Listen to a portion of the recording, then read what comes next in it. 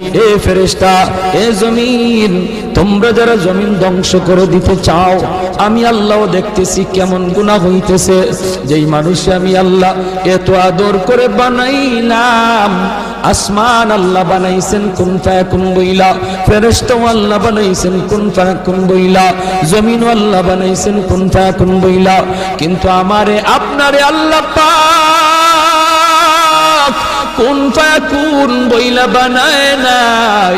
আমাকে আপনাকে যখন আল্লাহ বানাইছে, খালাকতু বিয়াদাইয়া, আল্লাহ বলে আমি আমার নিজের হাত দিয়া বান্দা বান্দিরে বানাইছি। কারণ এই চেহারার মধ্যে এত দামি কপাল, ওই কপাল দিয়া বান্দা আমার কুদরতি কদমে সাজদা দিবে। এই কপালটার এত দাম, এই কপাল কুন ফায়াকুন বললে হয় না, এই কপাল ফেরেশতাদের হাতে বানাইলেও হয় না, আমি আল্লাহ নিজের হাতে বানাইছি।